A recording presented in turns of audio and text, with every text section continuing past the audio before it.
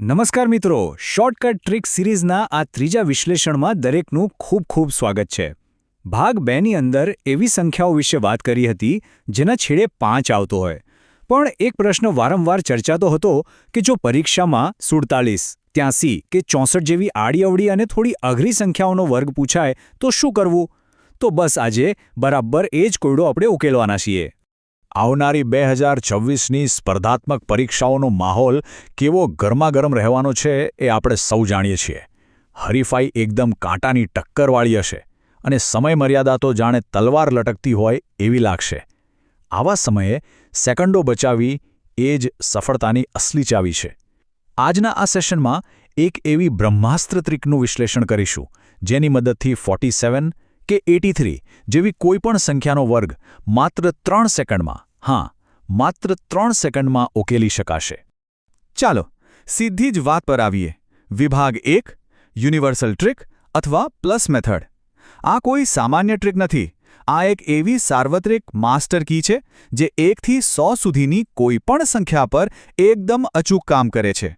હવે આખી ગેમ માત્ર 3 જ નાના સ્ટેપની છે. ગણતરી શરૂ કરીએ તે પહેલાં આ મૂળભૂત માળખાને મગજમાં ફિટ કરવું ખૂબ જ જરૂરી છે. સ્ટેપ 1માં સંખ્યાના બંને અંકોનો અલગ અલગ વર્ગ કાઢવાનો છે. સ્ટેપ 2માં રકમમાં જે પણ અંકો દેખાય એ બધાનો ગુણાકાર કરી નાખવાનો. અને સ્ટેપ 3 જે આખી ટ્રિકનો જીવ છે, અંતિમ સરવાળો કરતી વખતે છેલ્લો એક આંકડો અથવા છેલ્લું સ્થાન હંમેશા ખાલી છોડી દેવાનું. બસ આટલું જ છે. વિભાગ 2 પ્રેક્ટિકલ ઉદાહરણ. થિયરી તો આપણે જોઈ લીધી, પણ હવે સીધું 47નું જ ઓપરેશન કરીએ. ચાલો જોઈએ આ કામ કઈ રીતે કરે છે. સૌથી પહેલાં સ્ટેપ 1. આપણી સંખ્યા છે 47. પહેલો આંકડો 4 છે જેનો વર્ગ થાય 16, બરાબર, અને બીજો આંકડો 7 છે જેનો વર્ગ થાય 49. બસ આ બંનેને જોડે લખી દઈએ એટલે આપણો બેઝ નંબર બની ગયો 1649. એકદમ સીધું અને સરળ. હવે બીજો સ્ટેપ. અહીં રકમમાં રહેલા અંકો અને પેલી ઉપરની ઘાત એટલે કે 2નો ગુણાકાર કરવાનો છે. 4 × 7 = 28 થાય અને 28 દૂ 56 થાય. મળી ગયો આપણને આપણો બીજો નંબર 56. આ આંકડો આગળના ફાઇનલ રાઉન્ડ માટે ખૂબ જ પાવરફુલ છે. હવે આવ્યા આપણે સૌથી જબરદસ્ત અને છેલ્લા સ્ટેપ 3 પર. 1649ની નીચે પેલા 56 ઉમેરવાના છે. પણ અહીંયા એક ગોલ્ડન રૂલ યાદ રાખવાનો છે. 1649ના છેલ્લા અંક એટલે કે 9ની નીચેની જગ્યા બિલકુલ ખાલી જ રહેવી જોઈએ. ત્યાં કશું જ નહીં આવે. 56ને 6 અને 4ની બરાબર નીચે જ ગોઠવી દેવાના. અને જેવો આ સરવાળો કરીશું, બૂમ! સીધો જ આપણો અંતિમ જવાબ હાજર છે, 2209. છેલ્લી ખાલી જગ્યા એટલે 0 ગણી લો. છે ને એકદમ રોકેટ સ્પીડ? પરીક્ષામાં આમ જ સ્માર્ટ વર્ક કરીને કિંમતી સેકન્ડો બચાવવાની છે. વિભાગ 3 પ્રો હેક. હવે આપણે થોડા એડવાન્સ લેવલ પર જઈએ. જો 83 જેવી સંખ્યા સામે આવી જાય તો શું કરવું? ચાલો આને પણ ઉડાવી દઈએ. 83 માટે ફરીથી સ્ટેપ 1 કરીએ. 8નો વર્ગ 64 થાય. ઓકે, પણ જ્યારે 3નો વર્ગ કરવાનો આવે ને ત્યારે એક મોટી ખાઈ આવે છે જ્યાં મોટાભાગના લોકો ગોથું ખાઈ જાય છે. 3નો વર્ગ 9 થાય, પણ જો એને માત્ર 9 લખી દીધો તો સમજો આખી ટ્રીક ફેલ. કેમ? કારણ કે આ નિયમ મગજમાં છાપી મારવા જેવો છે. હંમેશા 2 આંકડામાં લખવાનું. એટલે કે 3ના વર્ગને ફક્ત 9 લખવાને બદલે 09 લખવો એકદમ ફરજિયાત છે. આ નિયમ પકડી રાખશો તો જ સાચો જવાબ મળશે. તો 64 અને 09ને ભેગા કરતા આપણને આપણો બેઝ નંબર 6409 મળી ગયો.